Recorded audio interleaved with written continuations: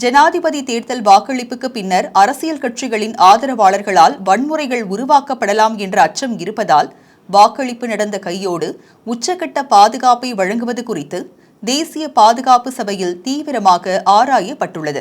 தேர்தலில் தங்களுக்கு கிடைக்கும் வாக்குகள் தொடர்பில் இப்போது பகிரங்கமாக கருத்துக்களை வெளியிட்டு வரும் சில அரசியல் கட்சிகள் தேர்தலின் பின்னர் தாம் எதிர்பார்த்த முடிவுகள் கிடைக்காத பட்சத்தில் வன்முறைகளை தூண்டலாம் என்று அரச புலனாய்வுத்துறை முன்னதாக எச்சரிக்கை விடுத்திருந்த நிலையில் இந்த பாதுகாப்பு ஏற்பாடுகள் குறித்து ஆராயப்பட்டுள்ளது.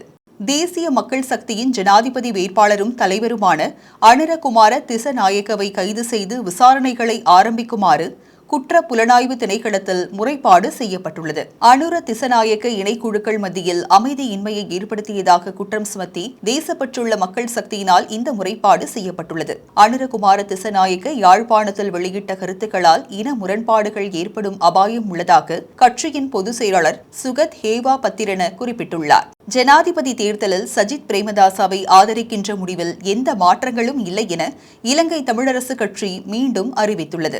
சஜித் பிரேமதாசாவை தவிர ஏனைய எந்த வேட்பாளர்களுடனும் பேச்சுவார்த்தை எதுவும் நடத்தப் போவதில்லை எனவும் ஏற்கனவே எடுக்கப்பட்ட முடிவில் எந்த மாற்றமும் இல்லை எனவும் அக்கட்சியின் பேச்சாளர் எம்.ஏ. சுமந்திரன் தெரிவித்துள்ளார். இலங்கை தமிழரசு கட்சியின் பிரதானிகள் குழு ஒன்று அண்மையில் கூடி இந்த முடிவை உறுதி செய்ததாகவும் சுமந்திரன் தமது எக்ஸ் தளத்தில் பதிவிட்டுள்ளார். கட்சியின் மத்திய செயற்குழுவினால் மேற்கொள்ளப்பட்ட தீர்மானங்களை அமலாக்குவது குறித்தே தற்போது ஆராயப்படுகிறது என்றும் சுமந்திரன் அதில் கூறியுள்ளார். சாய்ந்தமருதில் இயலும் ஸ்ரீலங்கா ஜனாதிபதி வேட்பாளர் ரணிலை ஆதரித்து நேற்று மாலை இடம்பெற்ற கூட்டம் நிறைவு பெற்ற பின் இரு குழுக்களிடையில் மோதல் நிலை உருவானது. இதனால் குறித்த வளாகத்தில் சில நிமிடங்கள் பதற்றம் ஏற்பட்ட நிலையில் சம்பவ இடத்திற்கு போலீசார் வரவழைக்கப்பட்டு நிலைமை கட்டுப்பாட்டுக்குள் கொண்டு வரப்பட்டது. ஜனாதிபதியுடன் முண்டியடித்துக் கொண்டு கைலாக கொடுக்கும் போது ஏற்பட்ட வாய் தகராறு காரணமாக இந்த மோதலுக்கு காரணம் என கூறப்படுகிறது.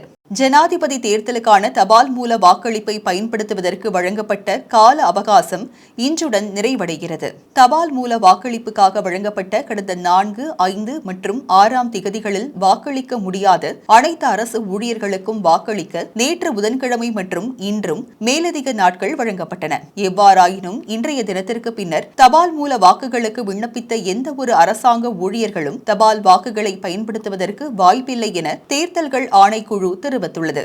80% உத்தியோகபூர்வ வாக்குச்சீட்டுகள் மாவட்ட தேர்தல் அலுவலகங்களுக்கு அனுப்பி வைக்கப்பட்டுள்ளன என தேர்தல்கள் ஆணைக்குழு தெரிவித்துள்ளது. விசேட பாதுகாப்புடன் அவை அனுப்பி வைக்கப்பட்டுள்ளன என ஆணைக்குழு குறிப்பிட்டுள்ளது. இதனிடையே உத்தியோகபூர்வ வாக்குச்சீட்டுகளை அச்சடிக்கும் பணிகளை இவ்வார இறுதிக்குள் நிறைவு செய்ய திட்டமிட்டுள்ளதாக அரசு அச்சகம் தெரிவித்துள்ளது.